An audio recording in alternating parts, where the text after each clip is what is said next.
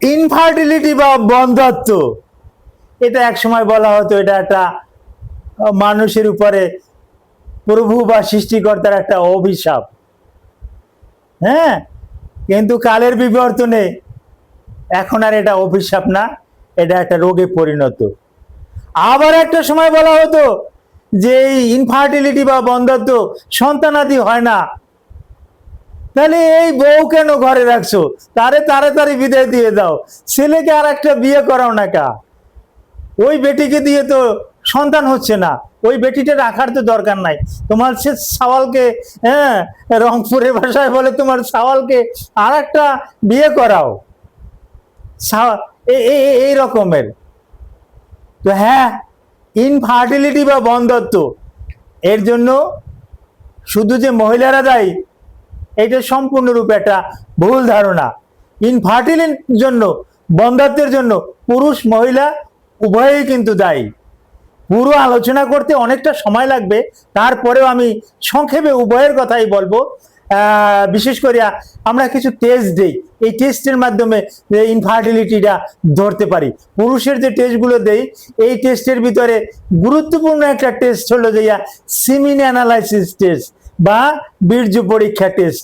এটা আগের কালে কিন্তু এতটা করা হইতো না, সব দোষটা দেওয়া হইতো মহিলাদের উপরে। হ্যাঁ, দেখা যাইতো যে মহিলাটা ভালো, পুরুষটা খারাপ, কিন্তু পুরুষের যে বীর্যটা টেস্ট করবে, সিমেন অ্যানালাইসিসটা যে টেস্ট করবে, এই টেস্টটাই করা হতো না, যার কারণে তার রোগটাও ধরা হতো না। তার ভিতরে আছে অলিগোস্পার্মিয়া, অ্যাজোস্পার্মিয়া, নর্মোস্পার্মিয়া, এমনকি তার বীর্যে শুক্রাণুর আর্ধিক্যই পাওয়া যায় না, শুক্রাণু থাকেই না। তারপরে ওই পুরুষদেরকে দোষ দেওয়া হয় না। কিন্তু আধুনিক চিকিৎসা বিজ্ঞান কিন্তু এখন নারী পুরুষ সবার কিন্তু সমান সমান কিন্তু ভাগে কিন্তু বিভক্ত করা হয়েছে, যে না 50% পুরুষের দোষ, 50% মহিলার দোষ, একজনের হাতে কিন্তু তাই বাজে না, দুজনের দোষেই কিন্তু দোষী। যার পরিপ্রেক্ষিতে আমরা কিন্তু এখন ইনফার্টিলিটির জন্য উভয়কে কিন্তু দায়ী করে থাকি। এই বিষয়ের উপরে কিছু আলোচনা করব। আসসালামু আলাইকুম রহমতুল্লাহি ওয়া বারাকাতুহু। আমি ডাক্তার মীর শহীদুল ইসলাম, আমার চেম্বার শুভেচ্ছা 255, ঐতিহ্যবাহী শেখঘাট, সিলেট। যে গুগলে গিয়ে ডাক্তার মীর শহীদুল ইসলাম কথাটি লিখে সার্চ দিলে আপনি আমার সম্পর্কে বিস্তারিত তথ্য পেয়ে যাবেন। দর্শক শ্রোতা, ইনফার্টিলিটি এখন আর না অভিশাপ না, এটা এখন আর কোনো রোগ না, অভিশাপ না, এটা একটা রোগ।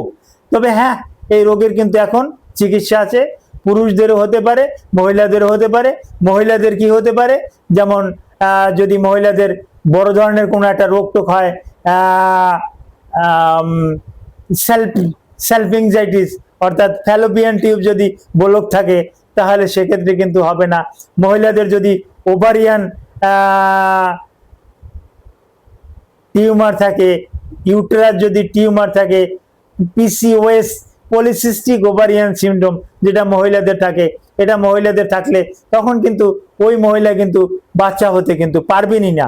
হ্যাঁ, কিন্তু হ্যাঁ, পারবেনই না এই না কথাটাও বলা যাবে না। এখন অতি অত্যাধুনিক যুগে আইভিইউ, হ্যাঁ, আইইউআই, এই ট্রিটমেন্টের মাধ্যমে কিন্তু দম্পতিরা কিন্তু বাবা মা হতে পারেন।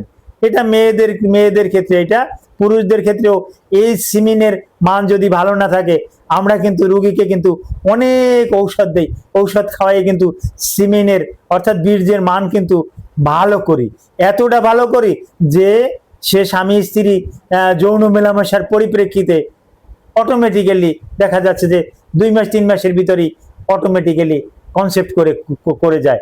হ্যাঁ, এরকমের অনেক প্রমাণ আছে। অনেকেই বলে স্যার আমি তো অনেক ডাক্তার দেখাইছি, ইনফার্টিলিটি বিভাগের উমুকরে দেখাইছি, কই ভালো ফল তো পাই না।